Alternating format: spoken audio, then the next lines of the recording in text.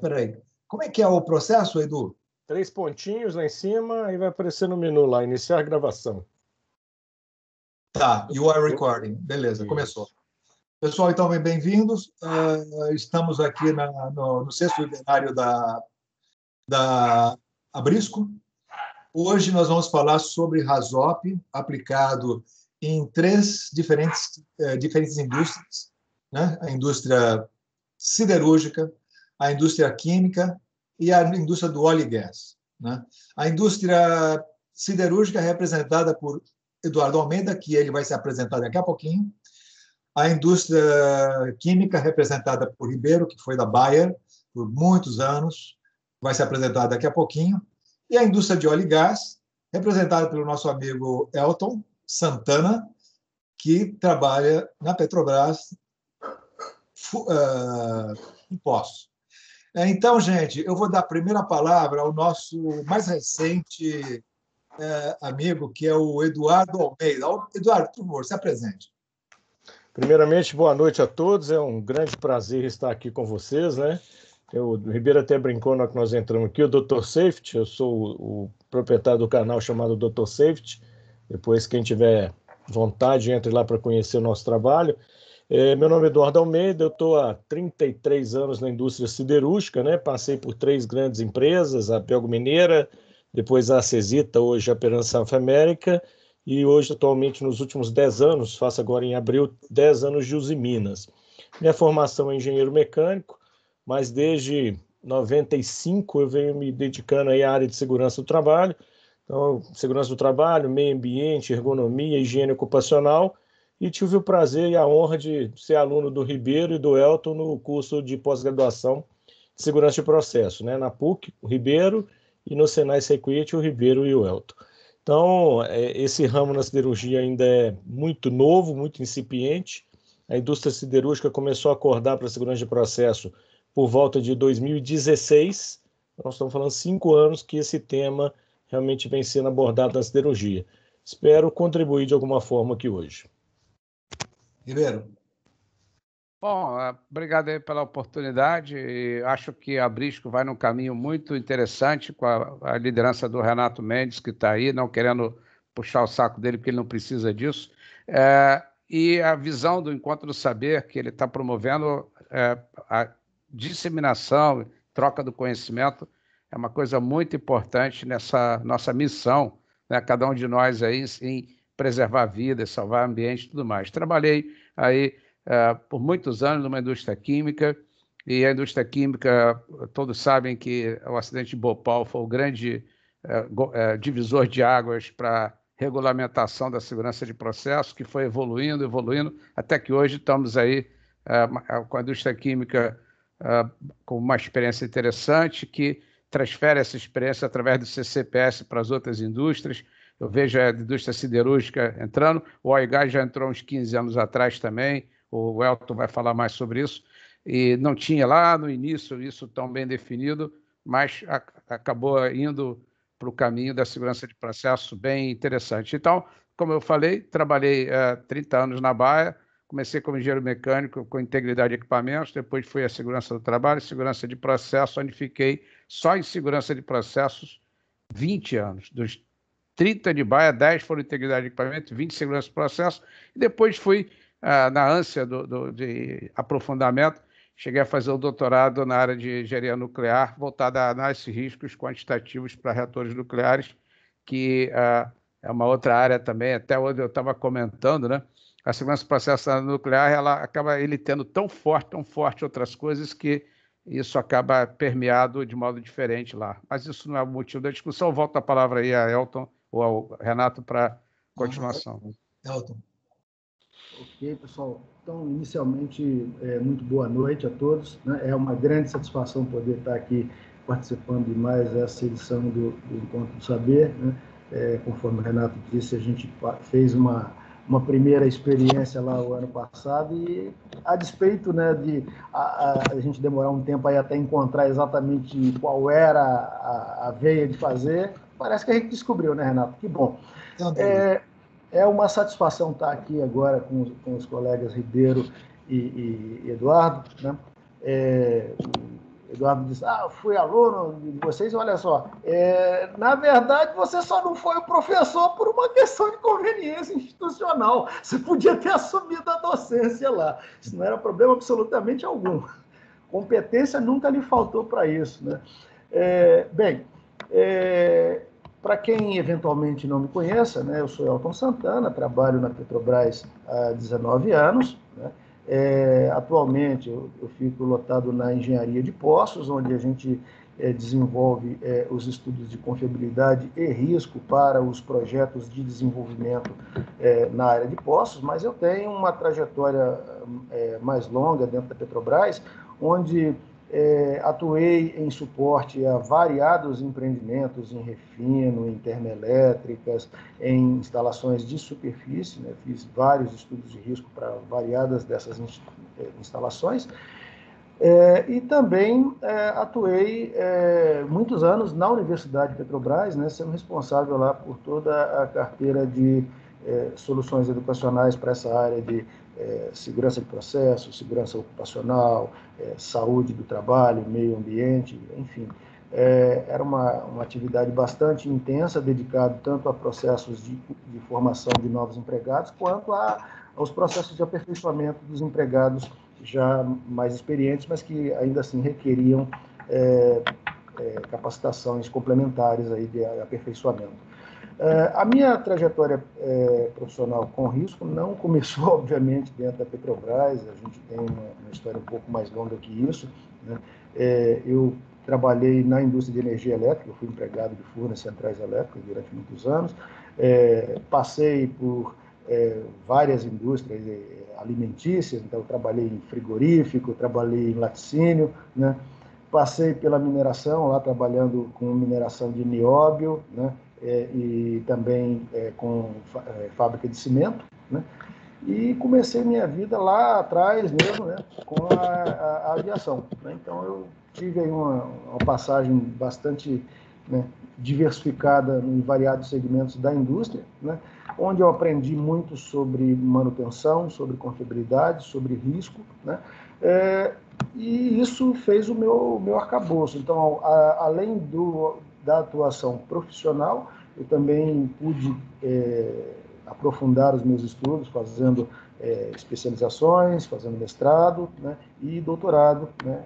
Sou doutorado em engenharia de produção e a ênfase dada no meu programa foi exatamente essa abordagem de engenharia de confiabilidade e risco, né? Eu trabalhei com esse tipo de aplicação.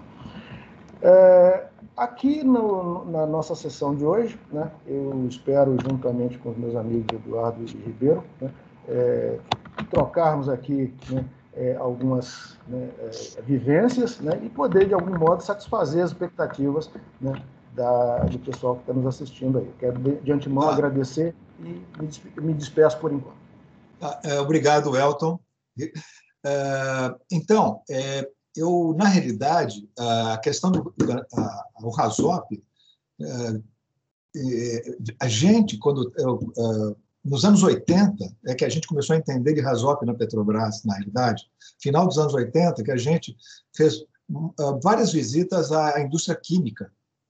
Foi com eles que a gente se incentivou, foi com eles que a gente fez cursos, inclusive. Eu fiz cursos nos anos 80 e alguma coisa, 87, 88, com o pessoal da indústria química, exatamente em RASOP, para entender o que era isso. Então, essa é a história inicial. Veio deles, passou pela Petrobras e hoje em dia está disseminado por aí, felizmente.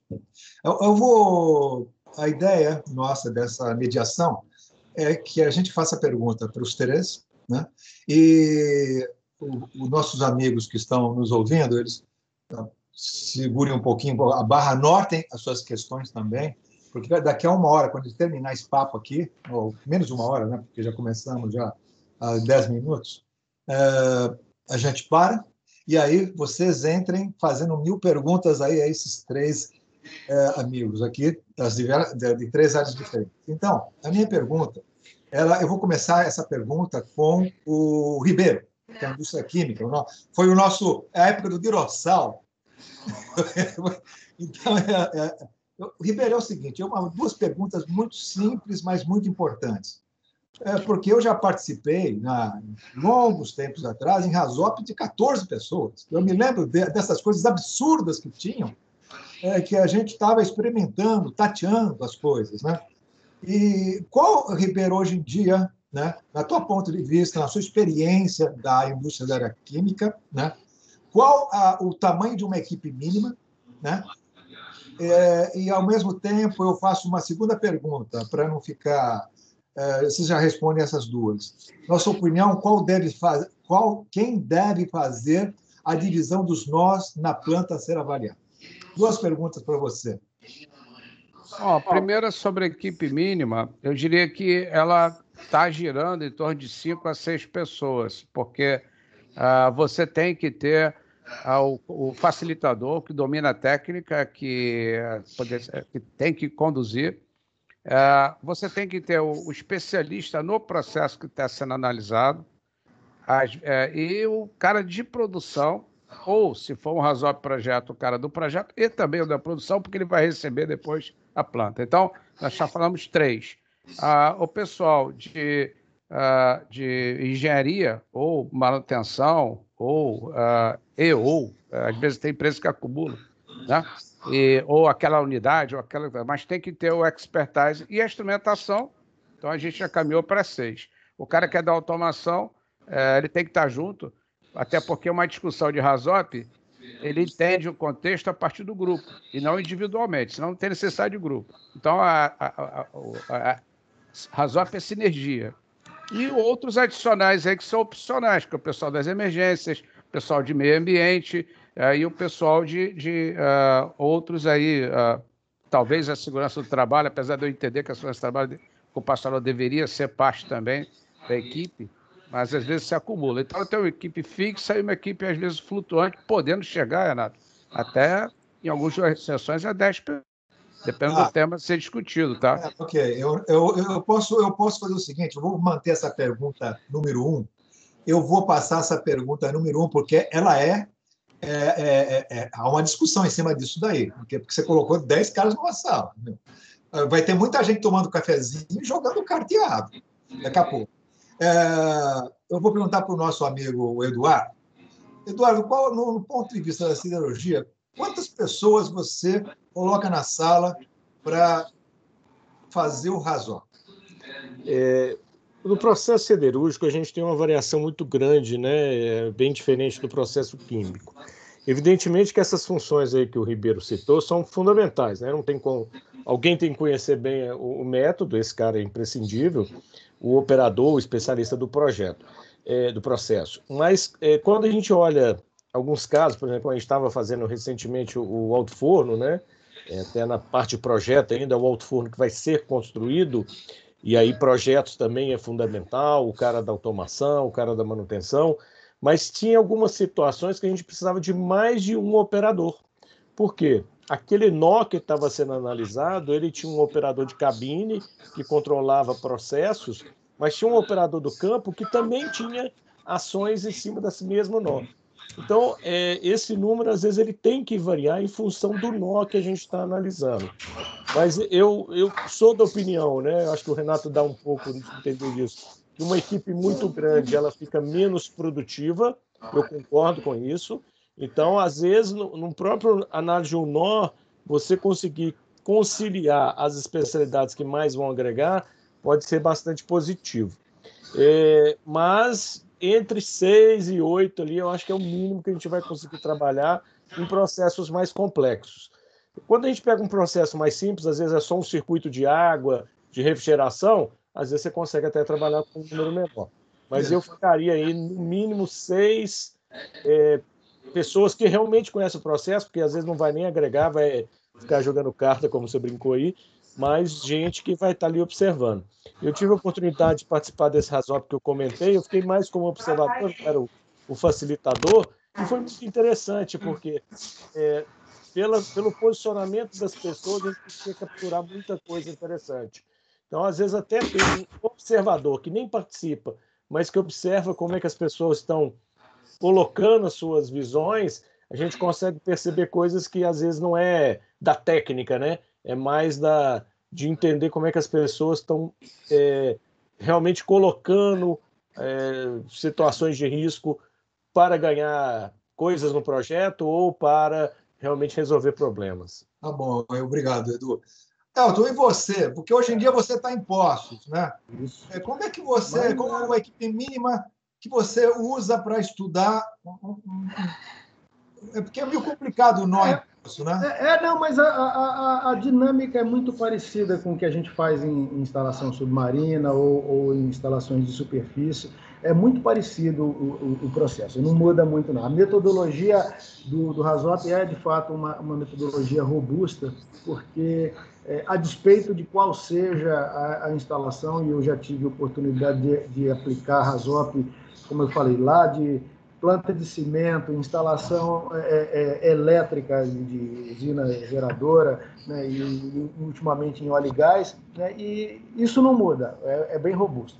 O que acontece? A equipe mínima, de fato, né, fica permeando esses perfis que o Ribeiro e o Eduardo falaram, porque esses 6 a 8, eles são, de fato, aquele core business ali, aquele grupo básico que você não pode prescindir. Mas, né, não é raro a gente ter participações spot. Né? Então eu posso, por uma necessidade de algum detalhe operacional, falar, eu tenho uma coisa aqui que envolve conhecimento do cara de metalurgia. Eu só vou demandar esse cara durante um tempo específico para lhe dar aquele esclarecimento. Feita essa contribuição, ele se retira. Né?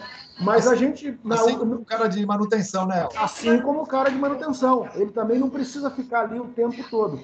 Tem gente que vai estar lá o tempo todo. Então, se é um RASOP de projeto, o cara do projeto está lá, o cara da produção que vai receber a instalação tem que estar lá, porque ele tem que estar ciente disso, né? Então, é verdade.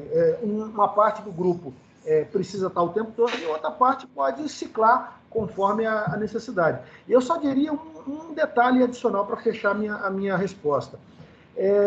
O líder do estudo, né, que vai, obviamente, fechar essa composição com o coordenador que demandou o estudo, ele precisa estar ciente de que gente é uma variável que está dos dois lados. Ela pode favorecer a solução e pode piorar o problema.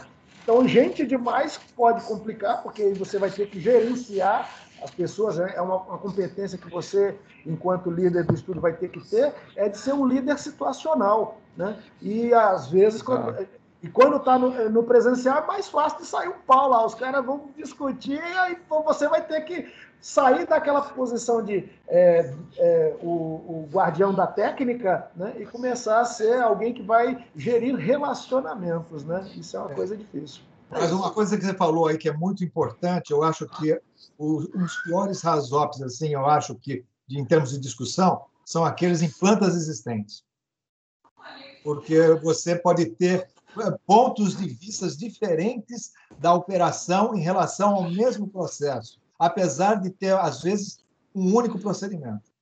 Por que às vezes? Porque, às vezes, os caras inventam um procedimento na cabeça deles. Isso é um grande perigo, não é? Então, eu acho que tem as plantas existentes, eu acho que a situação é mais crítica, porque está lá e o pessoal tem opiniões muito específicas sobre aquela planta. Só colaborando aí, Renato, eu já vi situações em plantas existentes que um turno trabalhava diferente do outro. Então, a operação era diferente em turnos diferentes. Isso é complexo. E quantos procedimentos? Cada um tinha o seu. E mudava a turma, mudava o turno, mudava a forma de operar o equipamento. Parâmetros, inclusive. Isso é muito complexo, porque você faz um RASOP com uma turma, você tem que levar em consideração algumas situações que outras turmas operam diferente. Mas é muito bom para a segurança de processo, porque a gente sabe onde vai ter que mexer, né? Algum comentário de vocês? Não, é fato. Só um ponto aqui adicional é o seguinte, plantas existentes têm ainda a divergência com relação à funcionalidade das salvaguardas instaladas. Tem uma salvaguarda lá que o cara, um determinado grupo, confia e outro não quer de jeito nenhum considerar aquilo no RASOP. Eu já vivenciei esse tipo de coisa. A tecnologia embarcada, a série de nuances aí, isso nunca aconteceu aqui, isso, não, o que você está falando nunca aconteceu e não vai acontecer. aquela visão também do sujeito que entra, não, isso não vai acontecer porque eu tenho a salvaguarda. Eu falei, fulano, calma, a salvaguarda é a segunda etapa. Primeiro a gente tem que querer saber o que vai acontecer. Você já está dizendo que não vai acontecer porque tem salvaguarda, então aí você tem que voltar, recapitular o que é a filosofia do Rasop, né? Mas então, é sempre isso. O que você está falando, porque isso mostra. A gente viu no progresso que a gente acompanhou da cultura de segurança de processo na indústria, né? A gente viu que houve um shift muito grande a partir do ano 2000 em termos de segurança de processo. Pelo menos na indústria de óleo e gás, ela foi notável esse shift. E esse discurso que você estava falando, que é muito interessante, né? Que a gente ouviu isso 1000 vezes no nosso ouvido antes do ano 2000, na área de petróleo. Depois, isso daí, basicamente, o pessoal começou a ficar muito cauteloso quando falava isso, porque aconteceram barbaridades. Vamos passar para a próxima.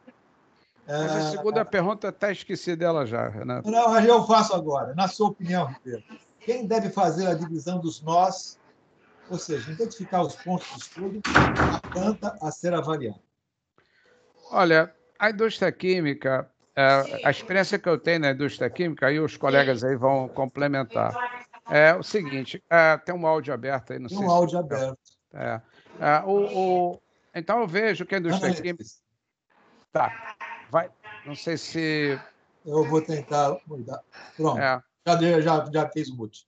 Tá, então a visão de nós é uma visão muito interessante por equipamento, porque você trata uma lista de desvios por equipamento e vai fazendo essa parte, porque você tem coisas no equipamento que é backflow, podendo dar runaway reaction por backflow, não é apenas uma contaminação com perda de produto. Então, são coisas que o nó na indústria química, o melhor aí é fazer o nó por equipamento.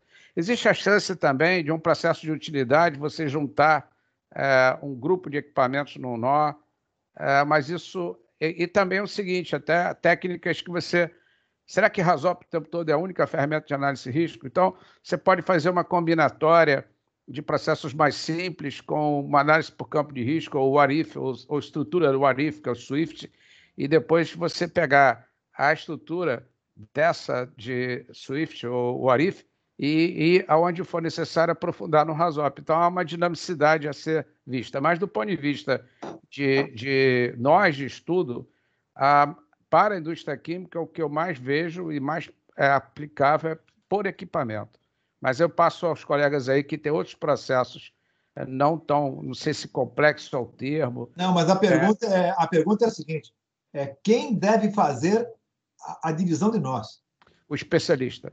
Quem tem, essa é a obrigação do facilitador do Rasop. O especialista, o expert em Rasop ou Isso. o expert em processo? Não, eu acho que tem que ser o especialista do Rasop. Obviamente, ele vai submeter à aceitação do grupo. Mas quem define o início é o facilitador. E aí ele vai, com o grupo, pode até mudar. Mas a responsabilidade de definir os nós é a inerência do facilitador do Rasop. Assim eu tenho conduzido os estudos e outros colegas. Na realidade, eu fui em todo o universo da indústria que eu trabalhei, indústria química, é assim, mas pode mudar com um acordo com a equipe. Quer dizer, mas quem propõe os nós é o facilitador. Você propor e vai negociar na mesa, é isso, Ribeiro? Sim, mas é uma negociação, mas você tem que ter essa... Porque a técnica... Quem é o dominador da técnica? Então, se eu deixo livre para o grupo, eu perco o domínio da técnica. E a função do facilitador é que o Rasop saia dentro de um procedimento de Rasop estabelecido pela organização. Normalmente, você não vai para o Rasop com tanta liberdade. Não é o safety tool lá do Ronald, por exemplo, adaptabilidade, não. Você tem uma regra da empresa aprovada e tem que ser cumprida. Essa é a visão que eu tenho, entendeu? Vou passar, obrigado, Ribeiro. Vou passar agora a pergunta para Eduardo. Eu acho que o Ribeiro tem razão em parte, mas eu acho que, pelo menos na siderurgia, a participação do especialista no equipamento é importante, porque são equipamentos muito diversos, né? A gente tem equipamentos que dentro da própria siderurgia, eu brinco que a siderurgia é o parque de diversão do gestor de risco, né? Eu já desafiei numa palestra aí alguém a achar algum risco que não tem na siderurgia. É praticamente impossível, tem quase todos. Então é muito difícil para o especialista da ferramenta conseguir, às vezes, identificar bem os nós. Então eu acho que pelo menos na Uzi Minas, a gente tem feito, né, junto com o especialista, o cara que mais conhece daquele equipamento, fazer a divisão dos nós e, evidentemente, quando você está discutindo os nós com a equipe maior, você ouve, né, e as ponderações e pode até fazer algum ajuste. Mas é até mais raro isso quando você usa bem o especialista de processo. E o nó para você, Ribeiro, além de você considerar o especialista em processo, o nó para você é um equipamento, não é? Ribeiro não, Eduardo. Não, Eduardo, desculpa. Desculpa, ok. Não. No caso da siderurgia, os nós geralmente são ramos, né? Porque, por exemplo, no alto forno eu tenho vários fluxos que vão gerar vários nós, né? Esse que a gente estava fazendo do alto forno 3 lá, que é o projeto, a gente teve mais de 25 nós. Então você pega lá o fluxo de ar do alto forno, depois você pega o fluxo de água da refrigeração, depois você pega o fluxo de gás que sai, que vai rodar os regeneradores e voltar para o Você pega por linha. Você pega por linha e as conexões, né? Alguns fluxos têm conexões. Então torna-se esse nó até mais complexo. Às vezes uma linha tem 2 nós por conta disso. Então o processo da siderurgia ele tem uma característica que é interessante. O alto forno, por exemplo, ele produz por batelada, mas ele tem um subproduto que é o gás de alto forno que é contínuo. Tá bom. Então, esses 2 fluxos, eles interagem de uma forma que você precisa, talvez, analisar nós de uma forma mais quebrada. Então, é um pouco mais complexo pela característica. É interessante, porque o nó ele vai receber fluxo de um processo em batelada e contínuo. Exatamente. Então, isso você, às vezes, são parâmetros que servem para um nó e não servem para o outro. Você vai ter, às vezes, barreiras que servem para 2 nós, e às vezes a calibragem é complexa. Obrigado. Então, esse processo produtivo por ser... E tem muita sensibilidade do operador, né? Isso é um ponto que eu acho que vale destacar. O processo siderúrgico hoje ainda é muito pouco monitorado nos seus parâmetros. A gente está evoluindo muito no alto forno novo, nós estamos praticamente monitorando todos os parâmetros do alto forno. Mas a gente pega os altos fornos mais antigos, tem 2 pontos de pressão de medição de temperatura, 5 de pressão e só. Então, é muito difícil quando você vai fazer um RASOP, você pega esses parâmetros, o controle é mais visual, o cara vai ali, regula a ventaneira, que é onde entra o fluxo de ar, no olho, pela cor da chama, pela cor do que está acontecendo. E a gente tem trabalhado para diminuir isso, né? Para tornar o alto forno um equipamento em que o controle de processo seja mais, eu nem gosto da palavra automatizado, não, mas mais controlável nos seus parâmetros. Falou, interessante. Elton, a gente está aprendendo com o Eduardo. Muito, estou aprendendo muito com todo mundo aqui, pelo amor de Deus.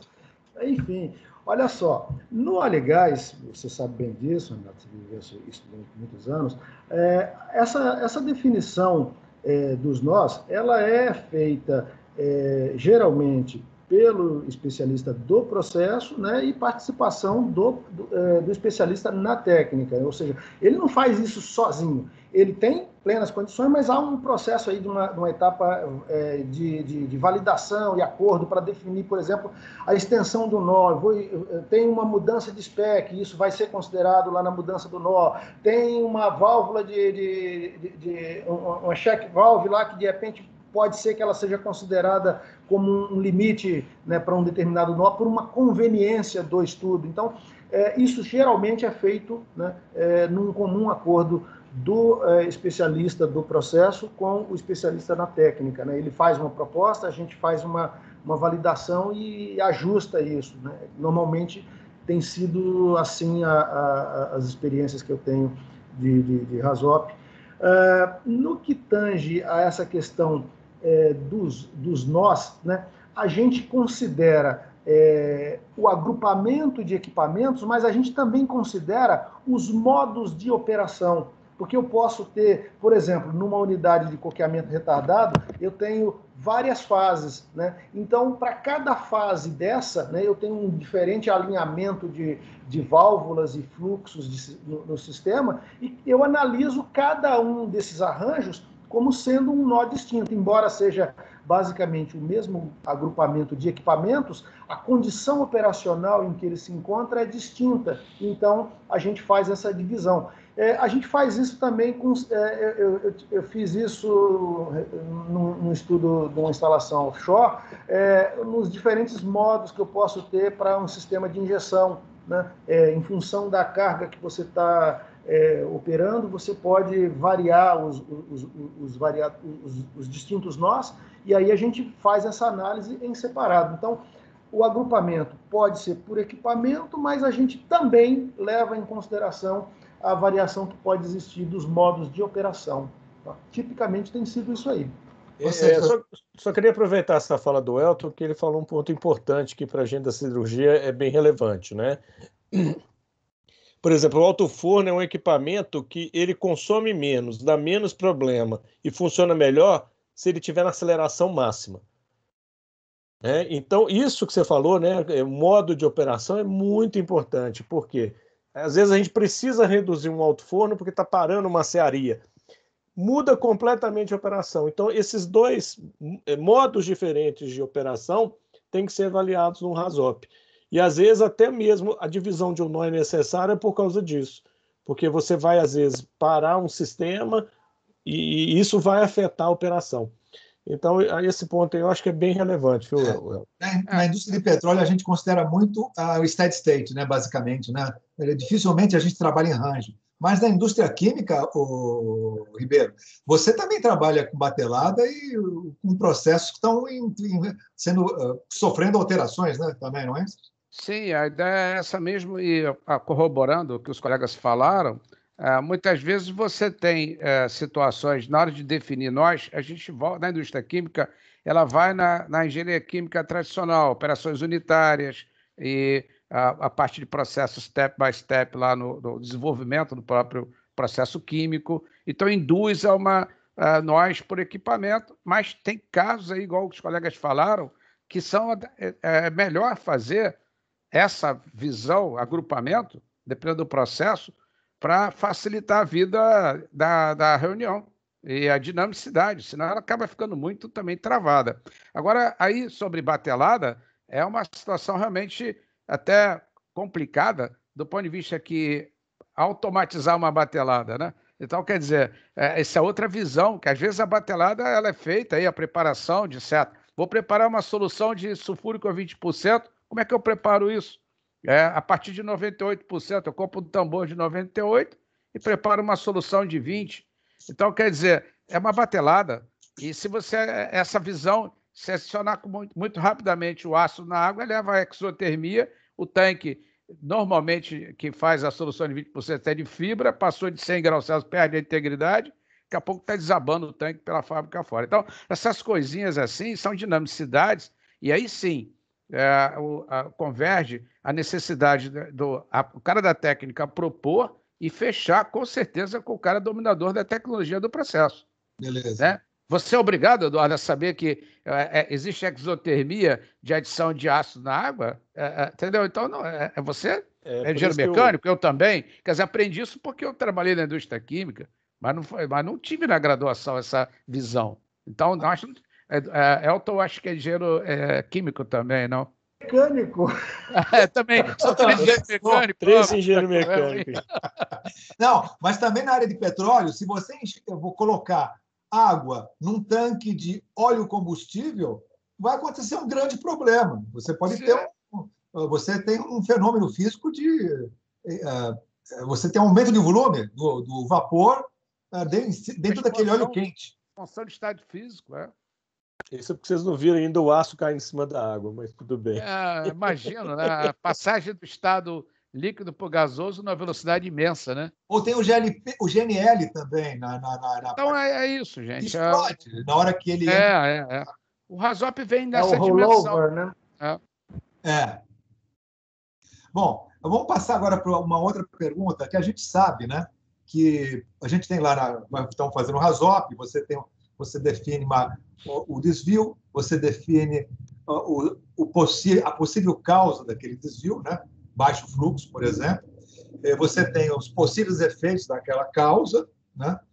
Você tem o modo de detecção, tem a salvaguarda e tem as recomendações. Basicamente, é uma folha sem ranqueamento de RASOP, né? Agora, eu pergunto, no RASOP, você considera que o modo de detecção ele pode falhar? Como é que você considera no RASOP o modo de detecção? Ele é sempre perfeito ou se caso você definir que ele pode falhar, como proceder? Ribeiro. Bom, você começa...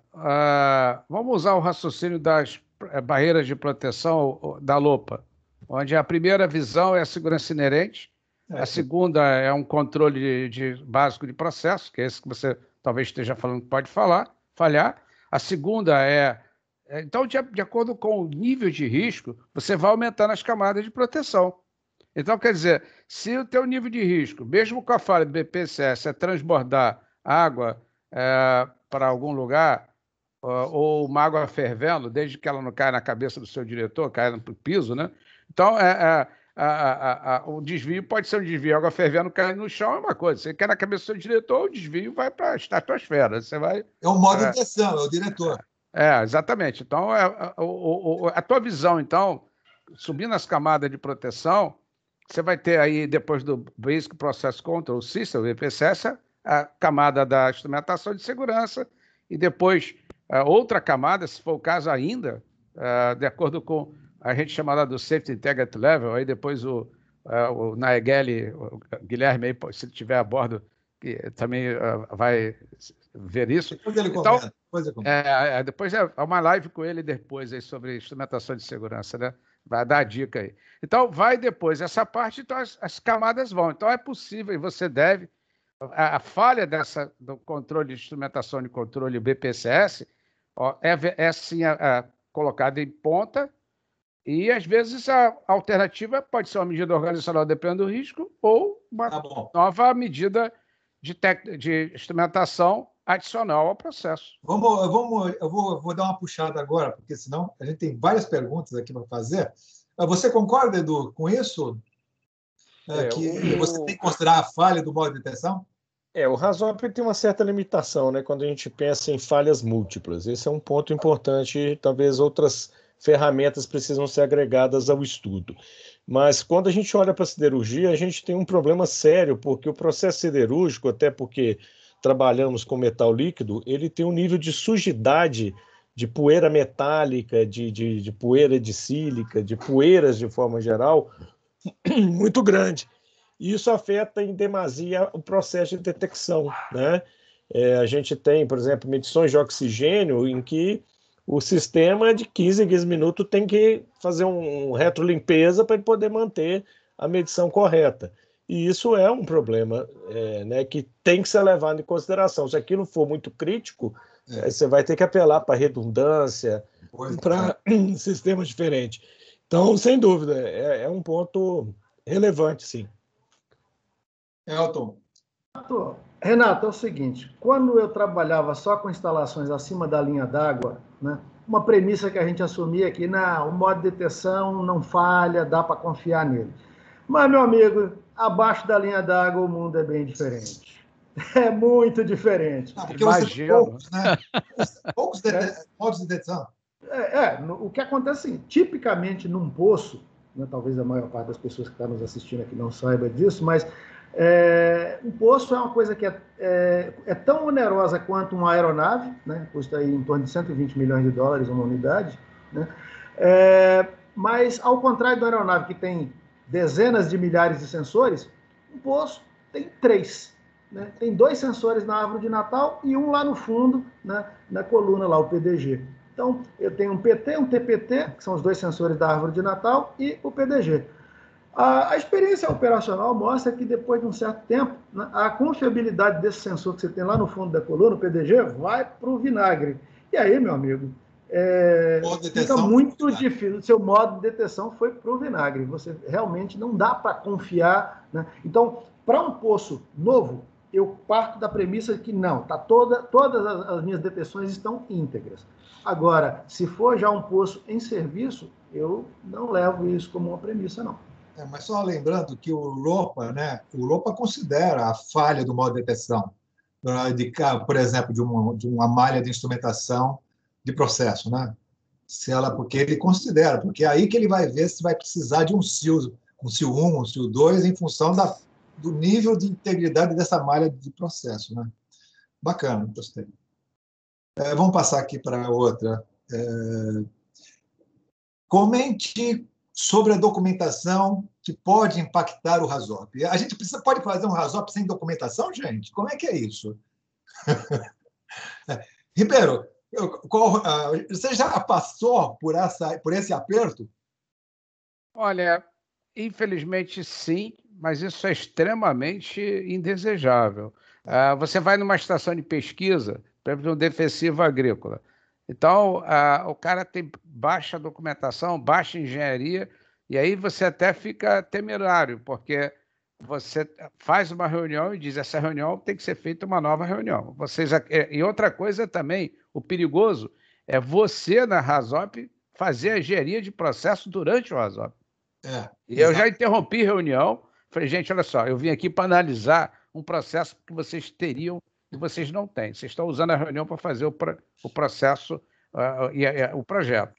Então, eu peço a vocês encarecidamente que façam isso sem a minha presença, porque senão eu fico induzido, eu não posso participar do conceito. E como é que fica eu participar do conceito e depois eu analisar isso? Então, mas não faz tempo, vamos falar a verdade. Então, eu já interrompi reuniões assim, elegantemente interrompidas, mas não pode. A documentação tem que ser, inclusive, por exemplo, aí você também tem que ter amparo da própria organização, né? Não, então, quer dizer, os guidelines é da Petrobras, e os guidelines da Uzi Minas, os guidelines do Mabai, galera, olha só, a gente tem que fazer atividade baseada nessa regra. Porque, agora eu quero te lembrar outra coisa. As build. O as-built, ele é infelizmente, um problema. Por exemplo, você, infelizmente, várias vezes, isso infelizmente é recorrente, o P&I não está tão fidedigno como é o campo, mas você vai descobrindo isso ao longo do próprio análise de risco. Você pega os caras na contradição, espera aí, o instrumento está dizendo isso aqui, mas isso não tem no campo? Ou está faltando aqui no fluxograma? Então, aí você, inclusive, durante a reunião, eu nomeio um cara para anotar tudo quanto é coisa para depois atualizar o fluxograma. Bom, obrigado. Edu, eu acho que a tua resposta vai ser muito semelhante. Eu sou da opinião que é melhor um péssimo RASOP do que nenhum RASOP. Ok. Né? É melhor você conhecer o risco, mesmo que de uma maneira ainda ruim, do que não conhecê-lo. Mas essa briga é muito importante. Recentemente, a gente estava numa reunião de benchmark com outra empresa e a gente estava discutindo exatamente quanto tempo você leva para fazer um RASOP. Às vezes, pegamos um equipamento padrão lá, 2 meses. Tem 1 ano que a gente está tentando e a gente não consegue ter a documentação adequada. Eu falei assim, nunca terás. Né? Nunca terás. Pega a melhor documentação que você tem, registra com muita precisão qual é a versão, qual é a data do que você está usando, e uma das recomendações provavelmente é melhorar a documentação. Mas se você esperar ter toda a documentação excelente para fazer, nunca fará. Concordo com o Ribeiro. Também não pode ser o outro extremo, né? Não tem nada e vai fazer o projeto conceptivo. Não, aí é muito ruim. Mas o mínimo que você tiver, por mais desatualizado, e aí, às vezes, os caras... Por isso que eu comentei que, às vezes, ter um observador no processo é importante, porque esse observador vai conseguir perceber isso. Está muito diferente o que os caras estão falando dos documentos que a gente tem. Então, isso é um problema que eu acho que a gente nunca vai resolver, mas a gente tem sempre que buscar a utopia do documento atualizado, as build perfeito. Um outro ponto só que eu queria colocar rapidamente é gestão de mudanças.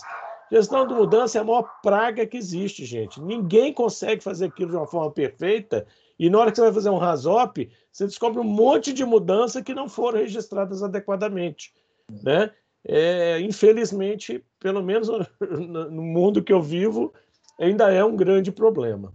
O as-build é sempre uma desgraceira para qualquer lugar, para uma planta existente ou para a gestão de mudanças. Fala, Elton. Olha, eu vou dizer uma coisa, parece que vocês estavam contando a minha história, viu? Porque nesses anos todos aí de RASOP, meus amigos, olha, nunca aconteceu um único RASOP que a gente não encontrasse inconsistências no desenho. Então, você pega lá aquele monte de PNID e, pô, parece que a gente está lá para fazer revisão do desenho, né? Porque toda hora tem alguma inconsistência. Então, além disso, né? Os relatórios que a gente utiliza de suporte nem sempre estão no seu estágio de maior maturidade, né? Então, a gente, às vezes, encontra coisas que ainda não estão muito bem definidas e a gente vai para o RASOP com um grau de incerteza, né, que incomoda. Isso não quer dizer que a gente não está fazendo um estudo com seriedade. Não se trata disso. É porque, de fato, a concatenação dos tempos e movimentos aí para poder dar conta do andamento do projeto com as envergaduras que eles costumam ter, não é realmente uma tarefa das mais fáceis. Certa vez, fazendo um estudo, chegou para mim lá um anúncio, né, de um software que fazia esse tipo de análise de forma automática. Você entra lá com o PNID, né, o arquivo lá vetorizado do PNID, e sai do outro lado lá um RASOP. Né? Falei, pô, se esse negócio pegasse um desses desenhos que eu pego aqui para fazer análise, ele não ia conseguir estudar absolutamente nada, porque definitivamente ia sair uma coisa muito enviesada. Então, com relação a essa questão da documentação, não só o volume de documentos a ser examinado é grande, mas eu diria que a gente costuma ter algumas dificuldades com a atualização deles, né? E com o estágio de maturidade. Muitas vezes a gente pega estudos que ainda não estão, documentos de suporte que ainda não estão suficientemente maduros e que geram discussões, né? Não é uma coisa que inviabiliza o estudo, mas gera um calor ali. Elton, mas uma coisa muito importante, porque o RASOP é uma ata de reunião e tem uma responsabilidade e é consequente essa responsabilidade. Pode ter consequências, né? Como é que vocês registram essa não conformidade da planta? Isso aí é registrado, né? Que em tal ponto não tem uma conformidade, em outro não tem conformidade. A gente sempre documenta, é uma solicitação de modificação de projeto, né? Para que ele possa corrigir aquele ponto. Às vezes não é um erro no desenho, mas o que está desenhado não corresponde à nota explicativa que está colocada lá. E aí tem que pedir para fazer todo esse processo.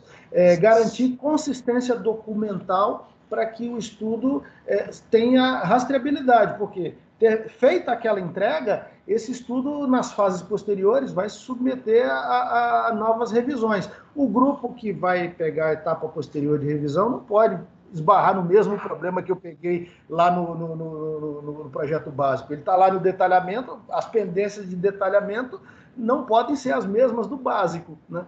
Pode até acontecer de ter, mas não é desejável, né? Só um ponto para agregar aqui, Elton. Às vezes a gente tem que mandar corrigir lá na planta também, né? Às vezes o problema não é no desenho, é o cara que desativou alguma coisa na planta, fez um bypass que não é aceitável. E aí tem que corrigir na planta. Não é só atualizar o projeto que vai resolver. Isso é muito comum, o operador desabilitar alguma parte e deixar bypassada, porque para ele é seguro assim, né? E aí, e o projeto? Como é que pensou na época que fez, né? Não, às vezes até funciona melhor o equipamento, né?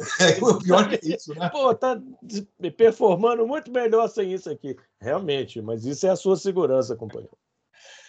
Só um ponto que eu queria comentar ainda para fechar esse ponto é o seguinte: eu já encontrei situações que foram assim, de certa forma, incômodas, né? Que tinha uma recomendação feita lá no básico, a gente estava analisando o projeto já na fase do detalhamento, e aí Quando a gente pede lá o closeout, né, que dá o status da implementação das recomendações, você fala, pô, o cara tinha que colocar ali um duplo bloqueio, mas ele não botou. Né? Aí você vai ver o que é porque na recomendação, a equipe anterior tinha dito que ele tinha que botar 2 válvulas lá para poder fazer o bloqueio. Aí, quando o cara vai mobilizar os esforços dele para poder tomar ação, ele vai ver que fisicamente não cabem 2 válvulas de 14 polegadas em série naquele lugar onde tinha sido recomendado, porque o que você tem ali no PNID não é de forma nenhuma representativo da realidade física. Né? Então, a gente que está fazendo o estudo tem que ter essa percepção de que, PNID fala sobre a instalação, mas ele não fala tudo. Né? Então, às vezes, você vai precisar, por exemplo, de recorrer a uma maquete eletrônica para você poder entender como é que é o traçado lá de uma determinada tubulação e enxergar, cara, não dá para botar 2 válvulas aqui para ter duplo bloqueio, mas você pode mudar a solução, né, e passar a ter uma válvula com 2 corpos de bloqueio distintos, e você garante o duplo bloqueio sem obrigar aquela ideia de que tem que ter 2 válvulas. Porque o problema todo é que a equipe anterior tinha colocado isso, tem que ter 2 válvulas lá, senão não tem duplo bloqueio. Então, esse cuidado, né, de examinar a documentação para que você faça recomendações que sejam consistentes com o que a realidade permite, né? Passando por essa experiência, né, Elton, que você está falando, de você... é necessário ter uma complementação, às vezes, da nossa planta de processo com alguma informação adicional. Né? Por exemplo, o procedimento de operação ele é muito importante. Às vezes, num RASOP, ele é muito importante. Como é que vocês lidam com o procedimento de operação para aquela planta que vocês estão analisando? Por exemplo, uma planta de projeto. Ainda você não tem nem o procedimento de operação. Você pode estar até no executivo, mas ainda não tem procedimento de operação. Como você considera, às vezes, dúvidas operacionais em cima de um projeto, mesmo já na sua fase executiva, né? E você não tem nem o procedimento de operação? Como atuar? Posso começar respondendo aí, Renato? Não sei. Pode, por favor. Mantendo. O que aí no projeto é uma robusta e detalhada descritiva e descrição do processo e do projeto. Então, quer dizer, você não tem o procedimento, mas você tem que ter escrito, até porque, se você não tiver isso bem escrito, como é que você vai dizer a posteriori as bases utilizadas para análise? Então, você não pode deixar isso em aberto. Você tem que perder um tempo, talvez, não sei se é o termo, se não vier bem detalhado do projeto, a descritivo operacional e descritivo desse tipo, você, então, eu já tive reunião, galera, olha só, eu vou ter que registrar aqui, então eu faço... vocês poderiam ter evitado esse HH de 6 ou 8 pessoas para fazer um descritivo de projeto, mas temos que fazê-lo. Senão, como é que eu vou, a posteriori, ser avaliado o que foi discutido à luz de quê? Então, essa é uma visão. Mas o procedimento operacional pode não estar disponível no projeto, mas o descritivo é necessário. Falou, beleza. Edu, e você, que não tem nem instrumentação, como é que fica? Vai querer procedimento? Não, normalmente, quando a gente está falando de projeto novo, né, como são equipamentos muito específicos, né, muito ligados a um processo que tem uma tecnologia, né, que é muito restrita, são poucas empresas, a gente trabalha normalmente com descritivos funcionais. Né? A gente está até num projeto agora de recuperação de gás lá, a gente está trabalhando muito com isso. Você pega... O fornecedor ele te explica como que aquele processo deve funcionar, né, onde deve ter as intervenções e tal, e em cima daquilo você vai desenhar os seus procedimentos operacionais. Né? Você vai dimensionar seu quadro, pôr lá o que o operador tem que fazer, vai trabalhar o seu PLC com suas lógicas funcionais, usando aquele descritivo funcional que o fabricante te dá. Mas, quando a gente vai fazer o RASOP, né, principalmente antes de ter toda essa informação, a gente depende muito da experiência de quem já trabalhou com aqueles processos. Até para construir e ajudar. O RASOP vai ser uma forma de ajudar depois a construir parte do procedimento, porque aquele descritivo define como que vai funcionar, você tem a experiência das pessoas que estão ou concebendo ou já trabalharam com equipamento similar, e você consegue, de alguma forma, evoluir nisso. Mas, sem dúvida, é um ponto que merece uma atenção. A gente está fazendo alguns casos desses, a gente vai agora startar um processo em maio, em que nós vamos fazer todos os testes a quente e a frio com o fornecedor, usando esse descritivo funcional e escrevendo e reescrevendo, em alguns casos, o procedimento, e tem um RASOP que foi feito em cima dessa experiência que vai servir de base. Mas, sem dúvida, quando você tem um procedimento operacional, isso facilita muito, né? Elton. Cara, bom, no óleo e gás, a realidade não é muito diferente, não. A gente também tem situações, principalmente em projetos novos, em que não existe ainda o procedimento específico, mas a gente tem uma coisa, nós temos procedimentos gerais, né, que se aplicam a muitas situações parecidas, e então sempre é possível você utilizar como base um procedimento geral, e quando a gente percebe que tem alguma especificidade, né, pode-se utilizar o RASOP para complementar, para que uma determinada instrução seja incorporada àquele procedimento geral, de tal sorte que aquela nova instalação não fique a descoberto de algum detalhe que possa ser crítico para a segurança dela, né? Então, isso torna ainda mais efetiva aquela necessidade de você ter alguém que seja um conhecedor daquele processo, né? Gente que tenha vivência operacional, porque a vivência de operação, né, dá um sentimento maior de realidade, né? Às vezes a gente escreve uma coisa que, do ponto de vista operacional, ele não tem a menor possibilidade de executar, né? Então a gente tem que ter essa sensibilidade de, ao fazer o estudo e propor a incorporação de alguma, né, de alguma recomendação que implique numa instrução que reforce procedimentos de operação, né, que aquilo tenha uma carga de realidade, né? Então esse é um desafio que a gente precisa assegurar nos nossos trabalhos aí. É isso. Elton, mas vale a gente falar, né, também que no RASOP a gente não está avaliando, apesar do procedimento ser importante para o entendimento do processo, ou a descrição operacional ser importante para o entendimento do processo, a gente não está analisando o procedimento de operação. Porque o procedimento de operação é uma outra etapa durante se a gente quiser ser mais justo, preliminar ao comissionamento. Deveria ser analisado o procedimento. Exatamente. E depois você vai precisar, inclusive, revisá-lo, né?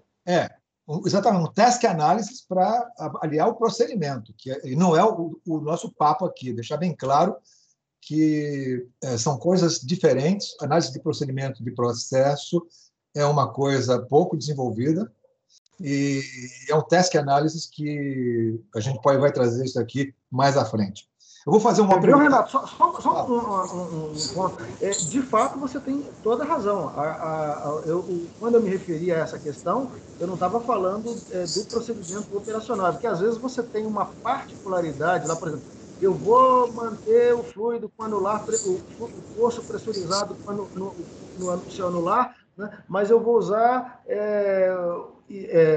ar comprimido, eu vou usar nitrogênio. Então, esse tipo de particularidade é que precisa ser especificada, né? Não é no contexto geral. A gente conhece bem esse tipo de instalação, né? Era isso, obrigado. Bom, agora vamos fazer a última pergunta, porque já são 19h43, a gente vai invadir mais, porque essa pergunta ela não é uma resposta tão simples, né?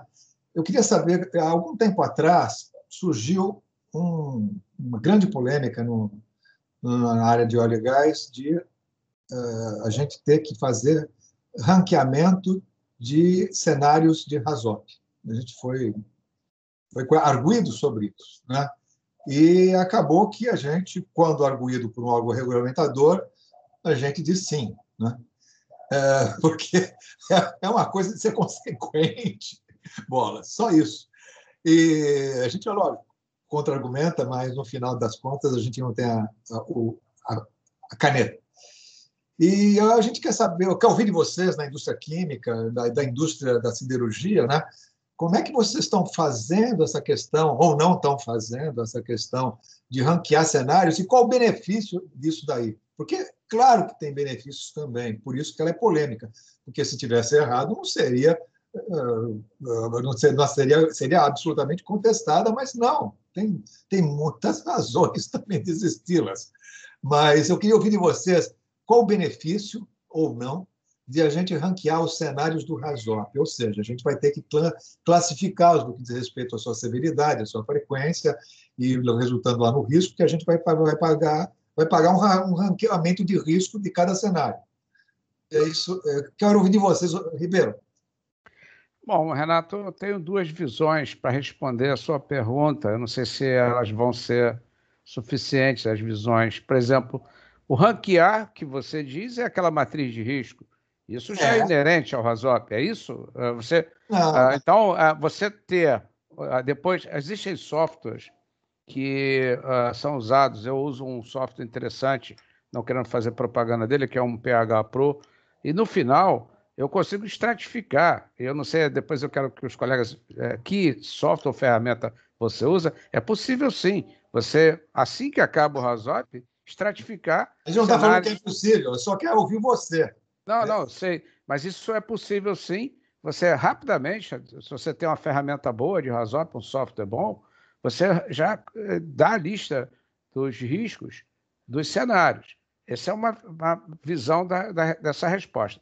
A outra eu não sei se foi essa também a sua visão quando fez a pergunta, é ranqueamento das recomendações, que é você... que recomendações deveria ser feita a curto, médio e longo prazo, onde até mesmo situações que, ao final do RASOP, requerem investimentos a serem feitos para fazer a solução. O Elton acabou de dar um exemplo muito interessante da válvula. Então, como esse upgrade vai ser feito? Qual é a resposta da empresa para esse upgrade? Aí que está a vantagem do ranqueamento. É uma resposta de budget, às vezes. Você tem que botar no budget para o ano que vem. Então, não é uma medida factível a curto prazo, mas ela é importante. Então, você tem que ter medidas intermediárias, aí a gente pode ser falado sobre isso também. Que medidas intermediárias só para esclarecer, você está ranqueando, você quando está classificando as recomendações a serem implantadas, você está sendo auxiliado pelo ranqueamento de risco do que você fez, o RASOP, é isso? Com certeza. Você, na recomendação, ela veio de que risco? Perfeito, risco alto, médio ou baixo? E aí você também... Uma das respostas. Esse ranqueamento do risco remete ao ranqueamento das recomendações. E aí você, na recomendação, até mesmo, você pode chegar ao final de uma análise e dizer, caramba, a gente está com risco aqui altíssimo, hein, companheiro? E está fora, inclusive, da aceitabilidade, regra da própria empresa.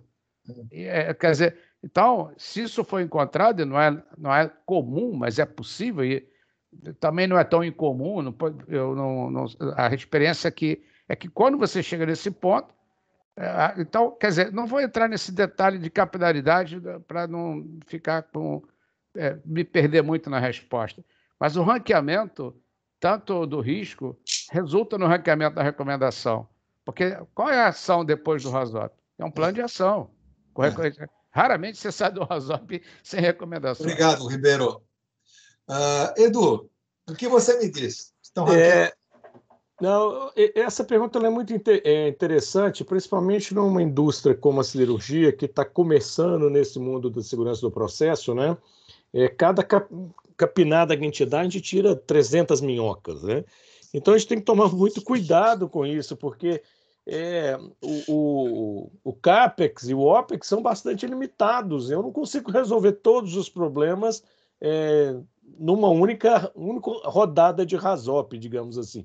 Então, categorizar é fundamental, né? A gente tem trabalhado e tem orientado muito a focar na severidade. A severidade, às vezes, é mais importante do que, às vezes, o risco em si, Porque às vezes você tem um cenário de médio risco, mas a severidade é muito alta, e esse não pode ficar de fora de uma avaliação. Então a gente tem buscado mais olhar para a severidade do que até para o risco em si. É lógico que se tem severidade alta e probabilidade alta, vai ser risco alto, não vai fugir, né? Mas a severidade tem sido mais importante. Agora, quando você faz um RASOP, tem desvios, né, que vão aparecer em vários nós, em vários segmentos. Então, às vezes, quando se categoriza, é preciso que no final você avalie a diluição de algumas medidas que você fez em um nó ou outro, que pode impactar em algumas severidades, em alguns riscos. Então, não basta só naquela primeira rodada fazer isso. Na volta, né, quando você fizer uma revisão, é importante avaliar se alguns riscos não foram diluídos com medidas, com barreiras, com salvaguardas que a gente colocou durante o trabalho. Mas, sem dúvida nenhuma, e a gente tem feito essa experiência, né? E nós focamos e levamos. É muito interessante, você chega na diretoria para apresentar as recomendações, né, como o Ribeiro falou, e a primeira pergunta é: precisamos priorizar? A gente fala: não, isso aqui já está com foco naquilo que é alta severidade. A gente não gastou a energia nesse momento inicial para coisas que são de baixa severidade, porque não vamos conseguir implantar tudo que a gente precisa numa primeira rodada. Tá ótimo.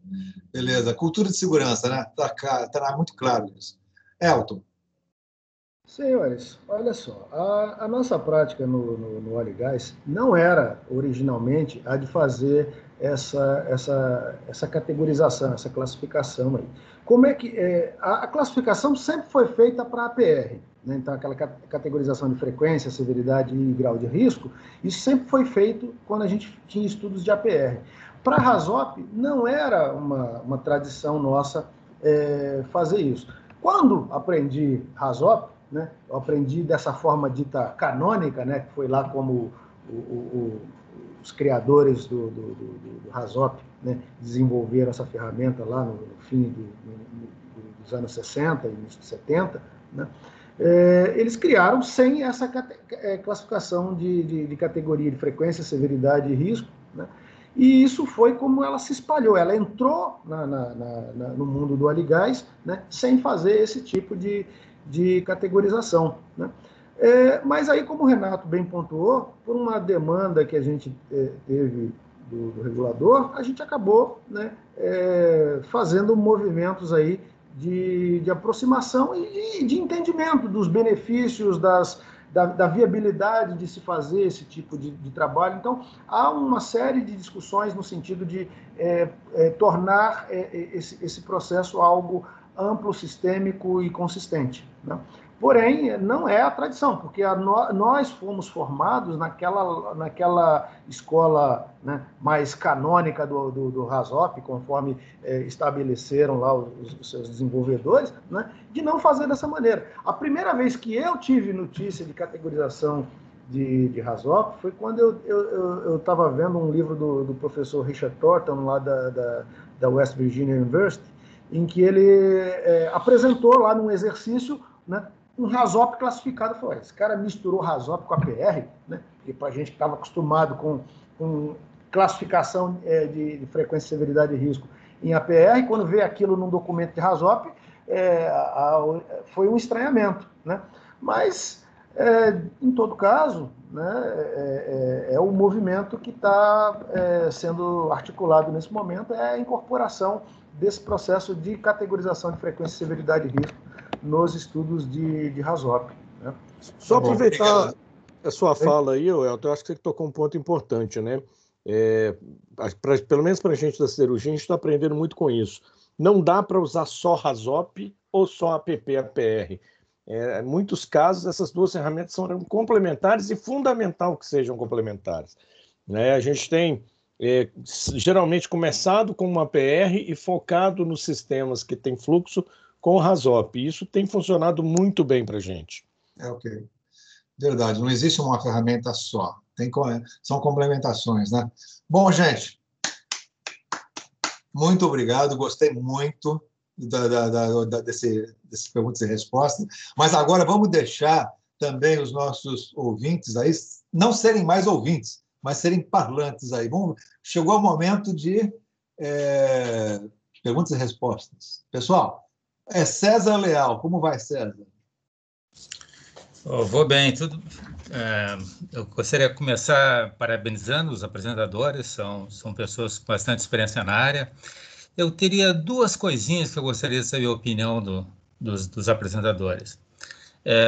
Eu tenho algumas décadas na área e já fiz muitas dezenas de RASOPs ao longo da minha vida.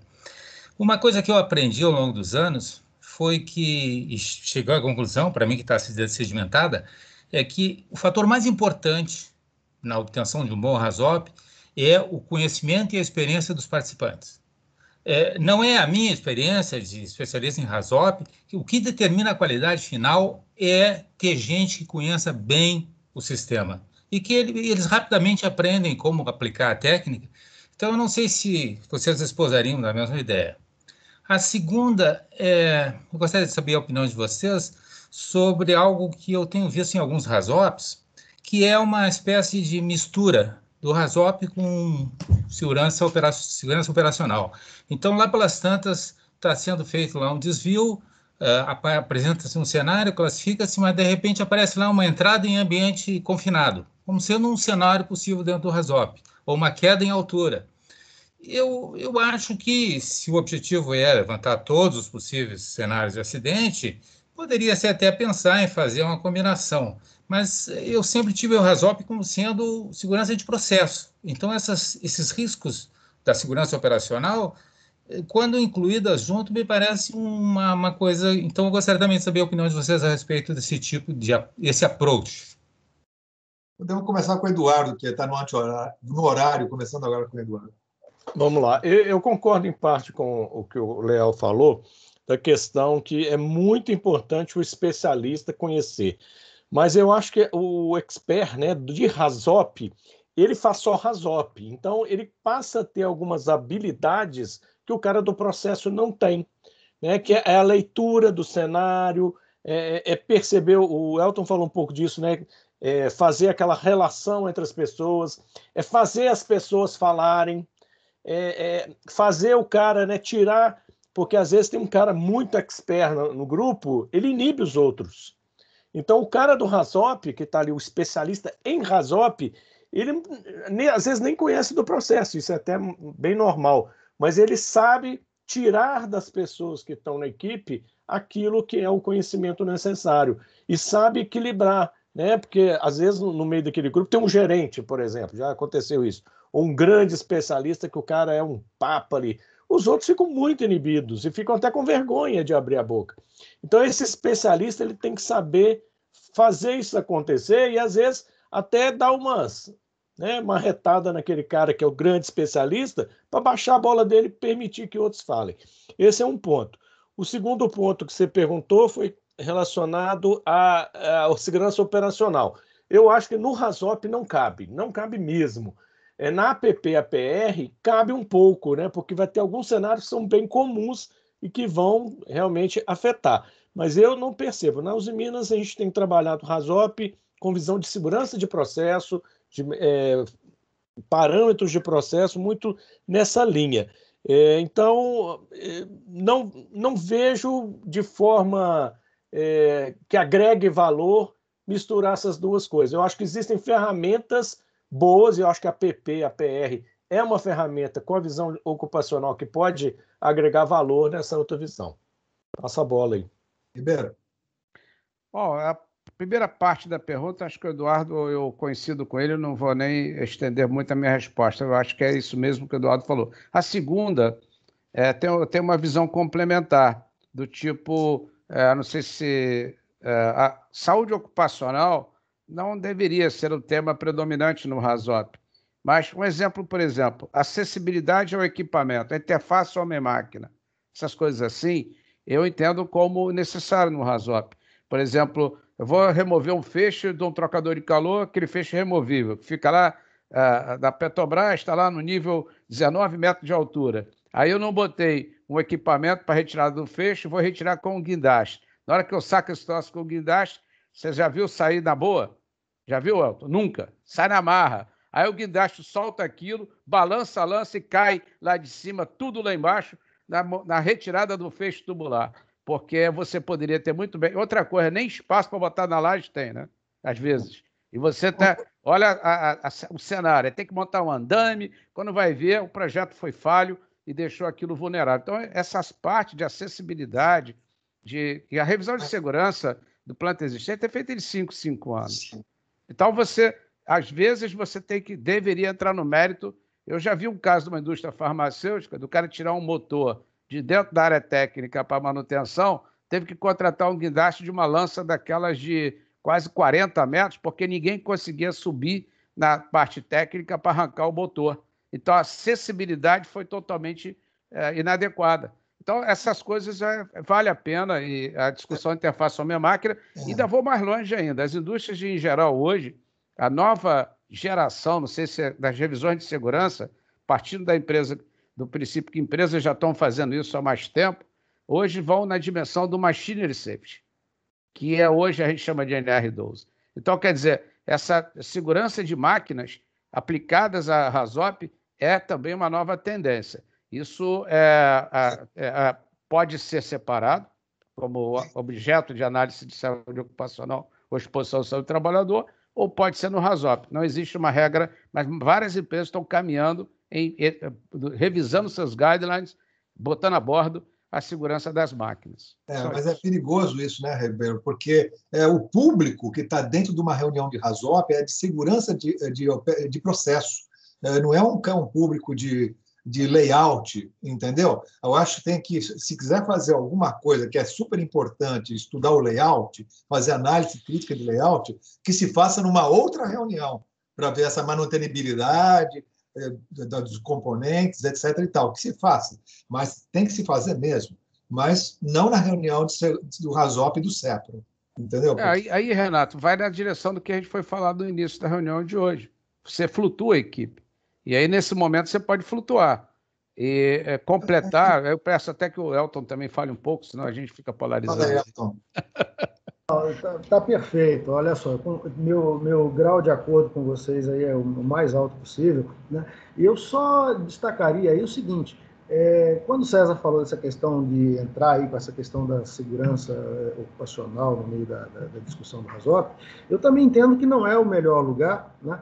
Mas a gente tem que saber separar, né, o que são cenários puramente ocupacionais e o que são cenários que são produzidos pelo erro humano, porque uma das fragilidades que a gente tem nos estudos de RASOP é o quê? A gente potencializa muito em a falha de malha de controle do equipamento do sistema tal, né? Mas aí na hora de abordar a questão do erro humano, né, a gente percebe que existe aí um esforço grande aí a ser empreendido para que o RASOP ganhe mais robustez nesse ponto, tá? Então é esse aspecto que eu chamaria... Seria a análise dos procedimentos operacionais. E fatores humanos, eu acho que... Fatores humanos. Cognitivos, etc. Você pode fazer um Safety Critical Task Analysis ou pode fazer um RASOP humano. Isso. Tem uma oportunidade de complementando sempre. Sim, é isso aí. Guilherme Nager pediu, tem pergunta. Meu Deus do céu, agora estou ocupado. Deixa eu dar boa noite, porque pergunta do Guilherme é pergunta de prova. Agora com licença, eu não estudei. A gente já conseguiu responder ao César, isso aqui é importante, né? Não vou perguntar nada não, só queria em primeiro lugar parabenizar os debatedores, gostei muito da participação de todos aí, e eu só queria fazer um comentário em relação àquela questão da categorização dos riscos em RASOP. Como o Elton bem mencionou, o RASOP tradicionalmente é uma técnica puramente qualitativa que não se faz categorização. Mas, recentemente, muitas áreas da Petrobras já têm adotado o RASOP integrado com LOPA. Então, você fazendo essa integração com a LOPA, você automaticamente já tem essa categorização de riscos feita, e isso realmente traz um ganho muito grande. Você... não só na área de definir prioridades para recomendações, mas os próprios cenários, saber identificar o risco de cada um e a suficiência ou não das salvaguardas, que o RASOP tradicionalmente depende da experiência do cara do processo, saber se tem 2 salvaguardas, um intertravamento e uma resposta do operador a um alarme de processo. Isso é suficiente ou não? Então, no RASOP tradicional, você não tem essa resposta clara.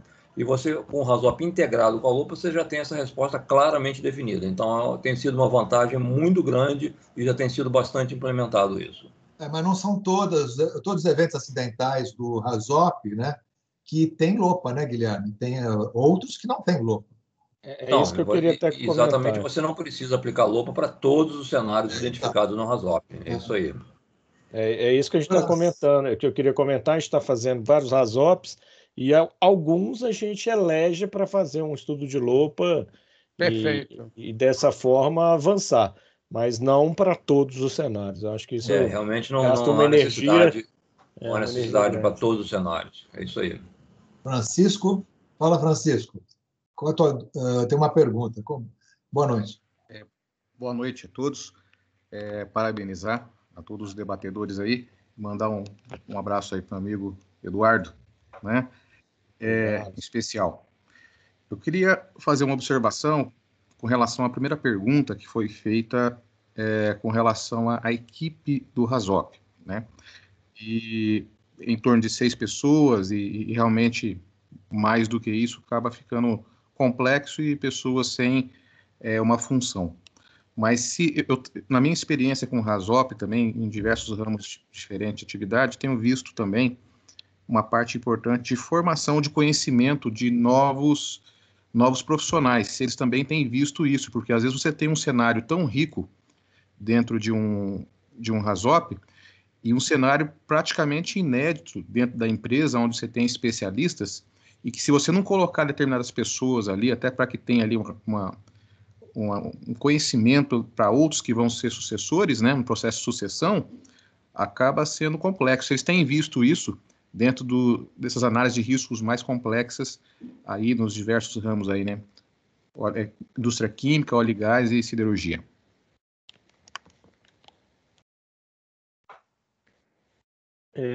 Deixa eu falar um pouquinho aqui, né? O que a gente tem encontrado, e muitas vezes é um grande problema, é a indisponibilidade das pessoas na execução do RASOP. A gente já cancelou, sei lá, N reuniões, porque você começa a fazer a análise e falta o cara que tem o conhecimento que é essencial para aquele nó, né? E muitas vezes fica prejudicado, e seguir com o RASOP às vezes é uma perda de tempo, um retrabalho que não vale a pena. Então, esse é um ponto muito crítico, né? A falta da expertise importante para aquele nó no momento em que você está exatamente discutindo aquele parâmetro. Então, esse que seria o ponto que eu colocaria aqui. Muito bom. E aí vai a top and down, né? E muitas vezes quem é o responsável pela segurança do processo? É o site manager, é o gerente de produção. A empresa, quando define os guidelines e política, define claramente. Ele é o responsável de garantir a segurança e os padrões de segurança da instalação. Então, se uma pessoa, ele define aquele que... Eu já tive um diretor assim, aquele que faltar no RASOP, eu quero que justifique para mim o porquê que está faltando. Por que não foi na reunião? Porque eu é que mandou as cartas aqui. Então... Se eu digo para você que a prioridade é essa e você não faz isso, eu gostaria de saber o porquê que você não foi para a reunião. Então, isso é top and down, funciona nessa hora, entendeu? Não, sem dúvida, esse é um ponto importante. Não sei se vocês conhecem o Dr. Ailmer, né? Tem até uma live dele lá no nosso canal. Ele fala uma coisa que é muito importante. Segurança é importante, produção é urgente. Então, é uma briga que muitas vezes a gente perde. E quando você tem um grupo aí de 8, 6 pessoas, falta um, e às vezes... Mas aí vai no top-down, é o que você falou, Ribeiro. Aí tem que vir um apertão de cima para baixo para coisa... Cultura de segurança mesmo. Isso. Que não forma de um dia para o outro, né? É uma coisa que a dor ajuda bastante. Eu queria só fazer um comentário sobre essa pergunta, né? É uma tentação, de fato, a gente trazer o pessoal mais novo para poder discutir um cenário complexo, inédito, né?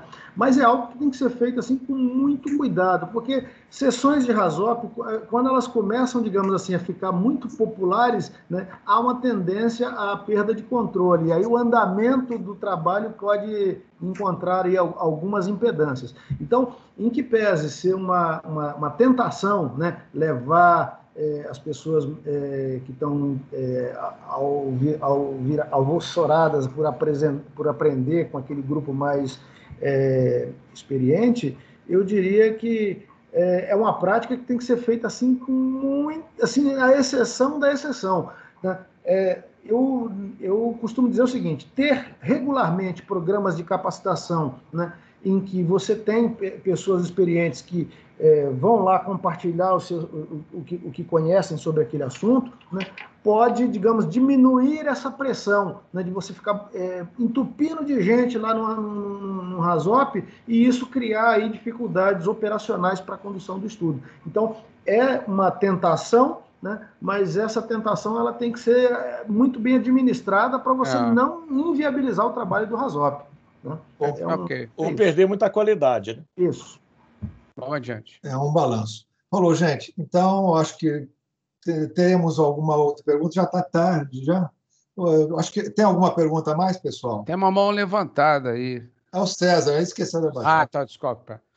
Bom, uma coisa importante aí que o Elton falou, o exagero tem que ser realmente comedido ou evitado, mas também o nível mínimo de participantes, isso é muito também determinístico. Eu já teve caso de eu viajar para outro país para fazer RASOP na América Latina e chego lá, a equipe, não, aqui fulano não vai poder participar da reunião. E era o cara da instrumentação. Eu falei, ok, eu vou ter que entrar em contato com o diretor Latam, avisando ele que eu estou voltando para o Brasil, porque você não vai poder atender a reunião. E eu não sei que prioridades aí, porque que eu vim para cá, então tudo bem. Né? Aí o cara, vamos almoçar, quando voltou depois do almoço, estava todo mundo na reunião. Só porque eu falei que eu ia ligar e eu tinha que fazer isso. Eu tinha que fazer isso. Cultura de segurança. A cultura de segurança não eu fui lá porque o diretor Latam disse que queria que fosse feito aquele RASOP. Então, quer dizer, o cara do lado do site, não, isso a gente não vai poder fazer, desculpa. Eu falei, tudo bem. Só que eu tenho que avisar o cara que deu ordens para isso. E aí mas você se vira com ele. E aí, quando foi depois do almoço, estava todo mundo na reunião. A prioridade virou. Então, você tem que ter... que eles sabiam que se eu ligasse para o cara ia chamar eles tudo menos de meu amor, né? Beleza, pessoal. Última palavra, Elton e Eduardo, vocês terem que... Eu quero agradecer. Vocês querem falar alguma coisa específica, Elton? Só agradecer também. Acho que foi muito bom estar aqui, né? Foi bacana, foi uma troca. Foi ótimo participar aqui com vocês. Eu quero agradecer imensamente aí, né, Renato pelo convite, Eduardo e Ribeiro pela parceria aí. Eu acho que foi bem legal, né? E a gente vai ver o seguinte, né? Um bom RASOP ou qualquer coisa relacionada à segurança do processo, um bom procedimento, tudo é cultura de segurança, né? Se ela não existir, tudo sai torto. Muito torto. Bom, a visão aí importante. Obrigado também pela oportunidade de aprender com o Elton, aprender com o Eduardo, aprender com... Eu quero anunciar uma coisa, porque estamos aqui com o pessoal. Eu tenho um congresso da Brisco agora. Legal. Tá? Então, pessoal, não deixem de participar, enviarem seus papers aí. Vamos ver se o pessoal da indústria siderúrgica também se entusiasma e participa com a gente, né? E é bom essa nova parceria da parte de siderurgia, porque é sempre importante novos... A gente tem um pessoal da parte nuclear, pequeno pessoal, o César era da área nuclear. A Ana Letícia também, que está a bordo. A Letícia também, Ana Letícia, exato. Então, tem um pouquinho de cada coisa, né? Tem o pessoal da área da aeronáutica, né? E então eu quero fazer esse anúncio aí para vocês participarem. O site é congressoabrisco.com.br, né? Vão lá, faz a sua inscrição da sinopse, né? E a gente aguarda. O congresso vai ser online, quer dizer, você pode fazer. É um congresso de chinelo, veja só. Bermuda de chinelo, né? Para não falar que é de pijama. Renato, me permite aí também. O Luiz Fernando falou para mim uma vez, eu não me esqueço do estudante Seixas de Oliveira, que a Abrisco, quando foi criada, foi para todos os riscos, para todos os segmentos industriais. Foi. Então, eu vejo aqui a indústria alimentícia, que também é uma indústria que tem feito muito dever de casa em relação à Rasop, migra nessa direção impressionantemente. A indústria de agronegócio, entendeu? A indústria farmacêutica, impressionante como a indústria farmacêutica tem metodologias robustas de fazer Rasop, procurando isso. E outros segmentos não tão, assim, tecnologicamente falando, que são segmentos até hospitalares. Outro dia me causou uma visão interessante. Área naval também. Área naval, área de navegação. Então, que estão migrando agora, interessantemente, na direção da segurança de processos. Outro dia, uma palestrante do Albert Einstein falando como eles estão lidando com isso no próprio hospital. Então, assim é. Então, eu acho que, apesar de ter sido assim, química, farmácia, óleo e gás e siderurgia, e talvez numa outra rodada, eu não sei, mas o pessoal de alimentícia, farmacêutica e outras aí também, como a visão do Luiz Fernando Seixas de Oliveira, é risco, a Abrisco é para isso, é para todo e qualquer segmento de análise de risco. Tá?